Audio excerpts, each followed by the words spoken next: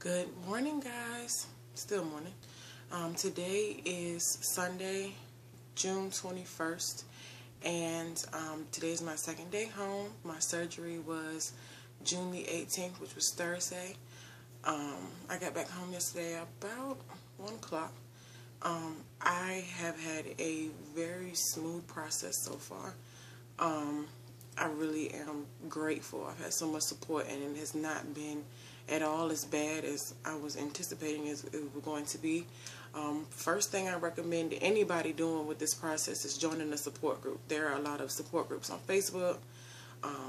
Your surgeon's office may have a support group as well.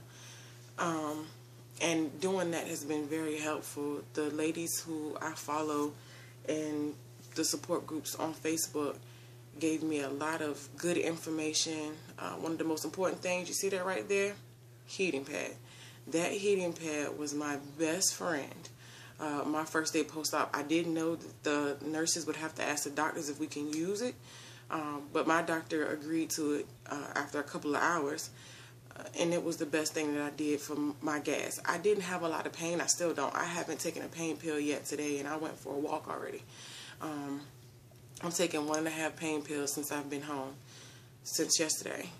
Using the heating pad was the best decision because it helped so much with my gas. I didn't have a lot of pain, but the air in my stomach was not a game. I was prepared for that, but I wasn't. I knew it was going to happen, but I didn't realize how bad it was going to be. It felt like somebody was stabbing me. And being at the first 24 hours, I was still NPO. Nothing by mouth. Before they did my leak test, it was rough. Every surgeon doesn't require a leak test, as I've found, depending on where you're from and what your surgeon requires. My surgeon required a leak test, which means the first 24 hours I could not have anything by mouth. I still had IV fluids going. And they took me down to X-ray and made sure that there was no problems with the staples. You know, everything was going down smooth into my pouch. It's definitely a weird feeling to be able to feel every single thing go all the way down to the bottom of your stomach. And so that's one of the things that they prepared us for in the pre-op classes, was that, you know, you have to get past that full feeling. You'll feel restricted. You'll feel like it's not going down, but it does. The liquids literally go all the way through your pouch. And so my first day post-op, on my second day post-op, my first day home, I had 56 ounces of water, I had Jello, I had soup, and I had a 12-ounce G2. So I've been pretty hydrated. I haven't had a problem with getting my water in, which is most people's hardest thing to do that first few days home. Even the first few weeks post-op is getting enough fluid. Seeing as how I don't want to go back to the hospital. And my surgeon is affiliated with a hospital that has their own home health company, so they would send a nurse out here to give me an IV. And you see all that tape on my arm? They had the hardest time finding an IV. They didn't even do pre-op blood work because they couldn't find a vein on me. So I don't want anybody coming out here jacking up my arm for some fluid when I can just drink it. So mentally you have to push past that restricted feeling. Mentally, you have to get past that restricted feeling, but physically, it's possible. So, I've already had a G2 today. I took a walk, and I've already started on some water. Luckily for me, my surgeon gives you lots of options for your liquid. I'm on a liquid diet for now. For 7 days from discharge, I'm on a liquid diet. And then I'll call my surgeon's office, and I'll move on to soft. Let's see what else. Fluid. I wasn't prepared for the weight gain. I've seen a couple people say it, but I didn't realize how much I would gain. My starting weight, the day I went in pre-op, I was 257.3. So that's my start weight. I lost 11 pounds on the pre-op diet. I was 268 when I started.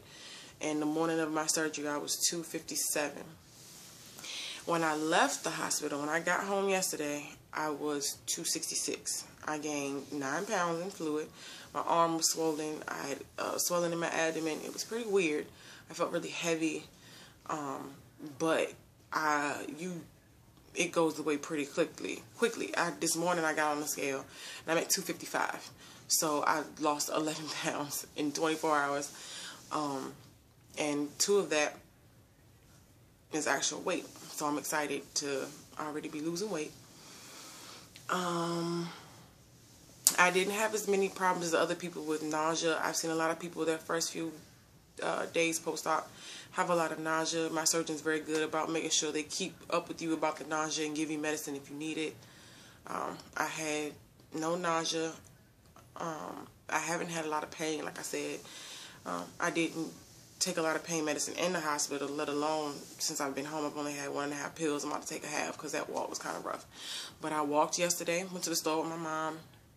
I walked this morning about 0.85 miles. So that was pretty good for my second day home. I'm a little tired, but I feel pretty good. I mean, it really hasn't been a bad experience. Like I've seen people who've gone through horrible experiences. They've had a rough time. And then I've seen people like me who come home, no pain. You know, they walk in the first day, getting their fluids in. So this has been an ideal experience for me. She told me, I've had a C-section, and she told me C-section is way worse, and she was right. This is a breeze. I really cannot complain. I've had a lot of support.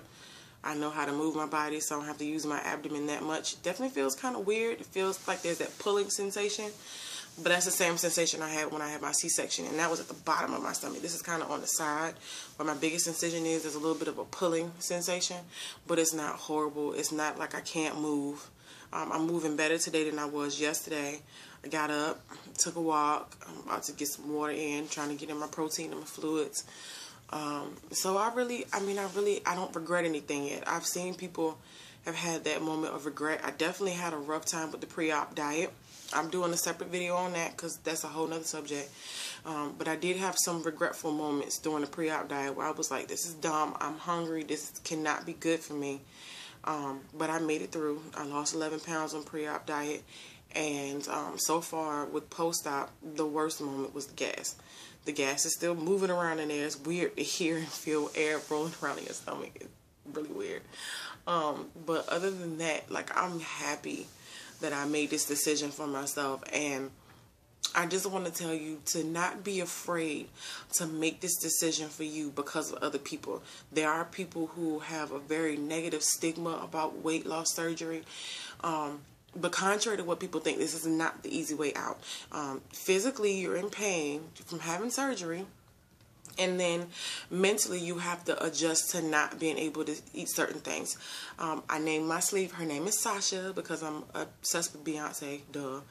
And Sasha and I are going to have a time figuring out what we can and cannot eat. I've seen people say they can't eat wings, they can't eat chips, they can't eat, you can't have carbonated drinks. So if you're addicted to sodas, get over it now. To learn how to drink them flat.